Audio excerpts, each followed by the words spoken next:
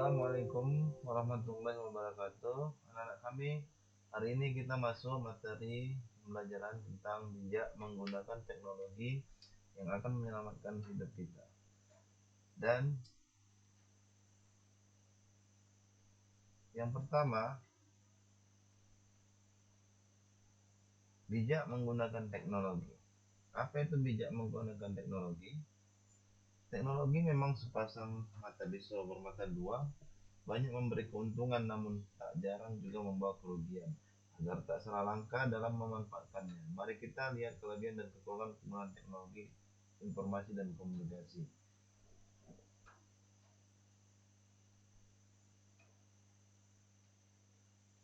Keuntungan memanfaatkan teknologi. Yang pertama, teknologi itu lebih efektif. Anda dapat menyampaikan informasi kepada banyak teman melalui email, WA, IG, FB, Twitter, SMS, atau medsos yang lain. Kemudian yang kedua adalah hemat waktu.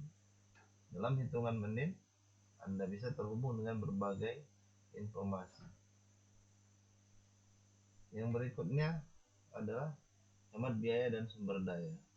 Untuk berbagi informasi dalam bentuk dokumen, tak perlu lagi membuang tinta, printer, dan kertas, karena semua dokumen tersebut dapat dikirimkan melalui email dan dibaca langsung di komputer penerima.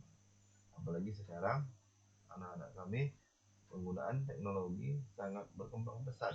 Kita tidak saja bisa menggunakan email untuk mengirim sebuah pesan, tetapi kita bisa menggunakan WhatsApp dan sebagainya. Dan berikutnya,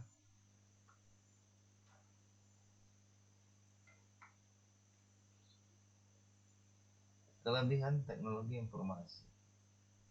Informasi yang dibutuhkan akan cepat didapat. Salah satunya informasi yang berhubungan dengan informasi dan teknologi. Yang kedua adalah inovasi pembelajaran. Jadi pembelajaran akan menjadi lebih maju, pembelajaran akan menjadi lebih menarik karena kita dapat berinovasi dengan menggunakan teknologi. Kemajuan TIK juga akan memungkinkan berkembangnya kelas virtual. Contohnya yang kita lakukan sekarang ini adalah kelas virtual, yaitu kelas daring atau kelas online, yang dimana kita bisa memanfaatkan teknologi dalam belajar dimanapun dan kapanpun. Kemudian sistem administrasi akan tersusun dengan baik. Orang-orang yang ada di daerah bisa merasakan kemajuan teknologi komputerisasi. Ada sistem pembelajaran absensi secara elektronik. Terdapatnya perpustakaan elektronik. Semua ini adalah kelebihan teknologi dan komunikasi. Dan banyak lagi kelebihan dari teknologi komunikasi itu yang bisa kamu dapatkan dalam sehari-hari, yang bisa kamu rasakan dampaknya. Kemudian yang berikutnya, kita berbicara tentang kekurangan teknologi dan informasi. Salah satu kekurangannya banyaknya terjadi di antara kita adalah sifat-sifat individualis, yaitu kurangnya rasa kerjasama antar sesama. Tetapi kita dalam grup kelas 85 ini akan menghilangkan sifat-sifat individualis ini, karena kita akan berbagi dalam sebuah kelompok yang nantinya akan kita bahas di pertemuan-pertemuan berikutnya. Kita akan membuat sebuah kelompok di mana kelompok ini pentingnya menghilangkan sifat-sifat individualis. Jadi tidak ada yang merasa lebih dari teman yang lain dan tidak ada yang merasa kurang. Kita saling berbagi, kita saling bekerja sama untuk menunjukkan bahwasanya belajar itu adalah sangat baik jika kita melakukan kerjasama, kecuali kita dalam pelaksanaan ujian. Kemudian nuansa-nuansa yang kita rasakan selama belajar online atau selama kita menggunakan teknologi adalah hilangnya nuansa-nuansa emosi yang bisa terlihat dalam komunikasi tatap muka. Makanya kita akan melakukan tatap muka atau melakukan daring secara online menggunakan media Zoom atau Google Meet setidaknya 2 kali dalam 1 bulan, itu fungsinya adalah untuk melihat bagaimana ekspresi muka, bagaimana intonasi dalam bahasa. Itu sangatlah penting karena bahasa atau intonasi yang kita keluarkan kalau kita ketik mungkin akan terlihat tidak menyenangkan, tetapi kalau kita melihat dia sambil berbicara mungkin bisa saja itu adalah ekspresi dari sebuah eh, apa namanya keadaan, bagaimana keadaan kita saat menerima pembelajaran, bagaimana keadaan teman-teman kita, sehingga salah paham itu sangat rentan terjadi. Jika ini tidak kita minimalisasi, maka teknologi ini menjadi rentan akibat salah paham yang bisa terjadi.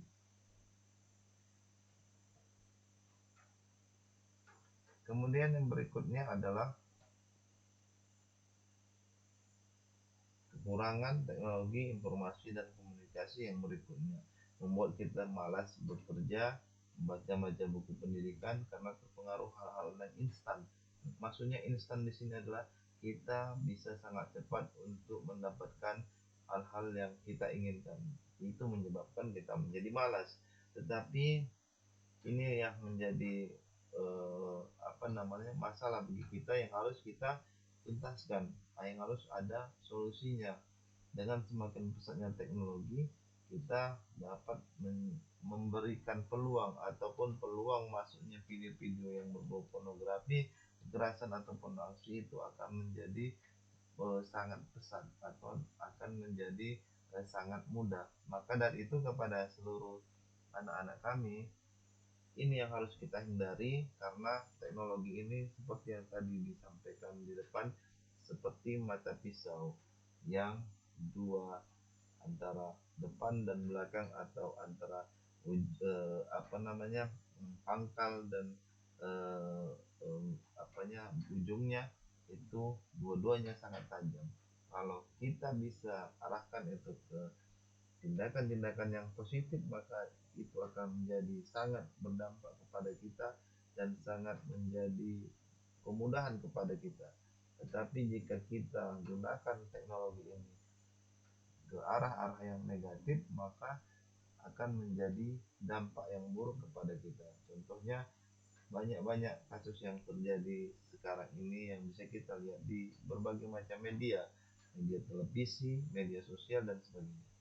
Kemudian yang berikutnya adalah dengan transaksi melalui teknologi ini tidak dapat dimungkiri akan terjadi hal-hal yang melanggar aturan seperti transaksi narkoba, transaksi perdagangan manusia, dan sebagainya. Maksudnya di sini transaksi perdagangan manusia adalah banyaknya yang manusia atau perdagangan manusia yang terjadi, seperti mereka mendapatkan hmm, apa namanya gambar atau foto melalui Facebook, kemudian foto tersebut dijual, di seseorang itu dihubungi dan sebagainya. Kemudian kapan kita harus gunakan teknologi?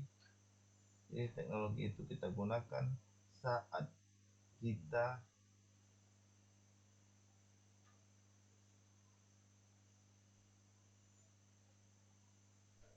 harus berbagi dengan banyak orang sekaligus. Jadi dengan memanfaatkan teknologi, Anda dapat menghemat waktu dibandingkan dengan menghubungi teman-teman atau menghubungi kawan-kawan kita satu persatu. Kemudian kapan kita harus gunakan teknologi? Saat kita ingin menyampaikan sesuatu hal yang baru atau informasi terbaru secara berkala. Artinya berkala adalah secara berkelanjutan.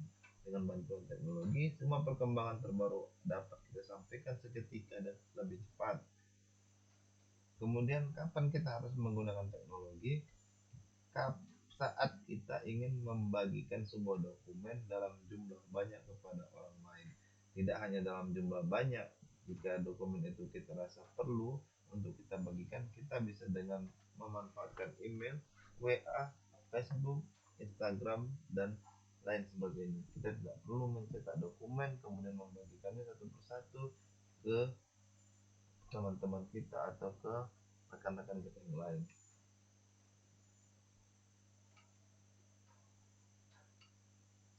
Kemudian anak-anak kami yang kami sayangi, yang perlu kamu ketahui sekarang ini adalah eranya adalah era kecerdasan, dimana apa yang dimaksud dengan era kecerdasan itu yaitu era di mana setiap manusia sekarang sudah lebih bebas mengakses yang namanya informasi. Makanya saat kita sekarang harus lebih bijak dalam memilih dan memilah informasi yang didapat. Informasi tidak bisa langsung diserap dan disampaikan, tetapi terlebih dahulu mencari kebenaran informasi tersebut, barulah kita namakan cerdas dalam menerima dan memberi informasi.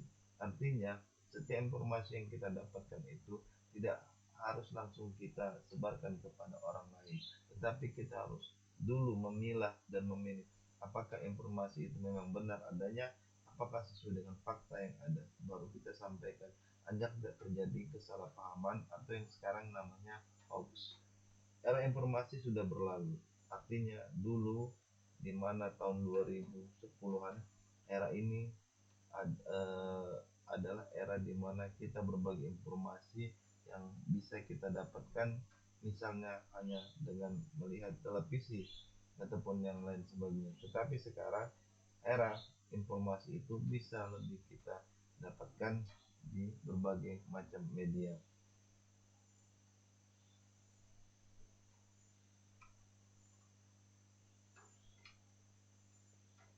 Oke, baik. Untuk materi berikutnya kita akan sampaikan, tetapi perlu kamu lihat, ini adalah pendidikan karakter yang ada di SMP Negeri 17 Medan. Yang pertama, kita harus olah hati atau etik individu individu yang memiliki kerohanian mendalam dan beriman dan bertakwa. Artinya, amal itu adalah hal yang paling penting di dalam pembinaan karakter kita. Jadi kepada seluruh siswa kami, agar di samping kamu belajar, di samping kamu bermain, kamu juga jangan lupakan beribadah atau beramal kepada Tuhannya masing-masing menurut agama dan kepercayaannya masing-masing. Kemudian karakter yang kedua adalah olah pikir atau literasi, di mana individu yang memiliki keunggulan akademis sebagai hasil pembelajaran dan pembelajar sepanjang hayat. Yang kemudian adalah olah rasa atau estetik, individu yang memiliki integritas moral, rasa, berkesenian, dan berkebudayaan. Berikutnya adalah olahraga atau kinestetik, di mana individu yang sehat dan mampu berpartisipasi aktif sebagai warga negara. Saya rasa cukup sekian materi ini. Kita lanjutkan ke materi yang berikutnya, dan nanti ada kuis yang akan saya sampaikan melalui grup WA, di mana kamu bisa menjawab kuis tersebut, dan eh, berikutnya hari berikutnya akan saya kirimkan hasil dari jawaban yang kamu berikan. Terima kasih. Assalamualaikum warahmatullahi wabarakatuh. Selamat siang, salam sejahtera bagi kita semua.